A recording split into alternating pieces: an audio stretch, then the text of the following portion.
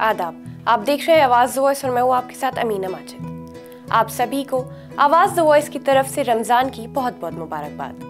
रमज़ान का मुक़द्दस महीना 2 मार्च से शुरू हो गया है। पूरब से पश्चिम तक और उत्तर से दक्षिण तक फैले हमारे विशाल देश में सहरी और इफ्तार का वक्त अलग अलग है। रोज़ा भी औसतन तकरीबन 14 घंटे का है।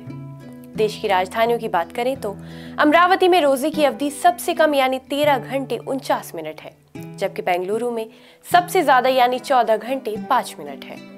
इस बार रमजान मार्च के महीने में आया है, यानी मार्च में रमजान शुरू हुआ और मार्च में ही खत्म हो जाएगा। भारत में मार्च का महीना ज्यादा गर्मी का नहीं होता है। मौसम विभाग के मुताबिक मार्च में राजधानी दिल्ली का औसत तापमान 20 डिग्री सेल्सियस से 33 डिग्री सेल्सियस के बीच रहने की उम्मीद है।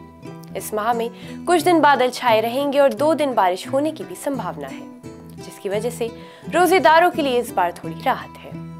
देश के पहाड़ी इलाकों में ठंड बनी रहेगी। श्रीनगर में मार्च में बहुत ठंड रहेगी। या औसत तापमान 1 से 13 डिग्री सेल्सियस के बीच रहने की उम्मीद है। इस माह 8 से 15 दिन बारिश होने की संभावना है या कुछ दिन बर्फबारी भी हो सकती है। जम्मू में मार्च का औसत तापमान 15 से 29 डिग्री सेल्सियस के बीच रहने की उम्मीद है। इस माह 3 से 8 दिन बारिश होने की भी संभावना है। शिमला की बात करें तो मार्च का मौसम बहुत ठंडा रहेगा। यह औसत तापमान 8 से 23 डिग्री सेल्सियस के बीच रहने की उम्मीद है। इस माह 8 से 15 दिन बारिश होने की भी संभावना है। ईटानगर में मार्च का औसत तापमान 15 से 26 डिग्री सेल्सियस के बीच रहने की उम्मीद है और यहाँ भी 8 से 15 दिन बारिश होने की संभावना है। कुल मिलाकर इन इलाकों का मौसम सुहाना रहने वाला है। इस बदलते हुए मौसम में अपना ज्यादा ध्यान रखना बहुत जरूरी है, क्योंकि बदलते हुए मौसम में सेहत पर बुरा असर पड़ सकता है। फिलहाल मौसम बदल रहा है।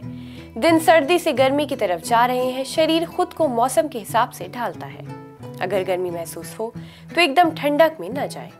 जरा सी गर्मी लगने पर तुरंत पंखा न खोलें। अगर धूप में हो तो छाया में आ जाए, क्योंकि जरा सी लापरवाही से स्वास्थ्य बिगड़ सकता है। बदलते हुए मौसम में खान पान का भी खास ध्यान रखना चाहिए। ऐसे मौसम में बच्चों, बुजुर्गों और बीमार लोगों का खास ख्याल रखना चाहिए। सर्दी वाले इलाकों में ठंडी चीजों से परहेज करना बेहतर रहेगा।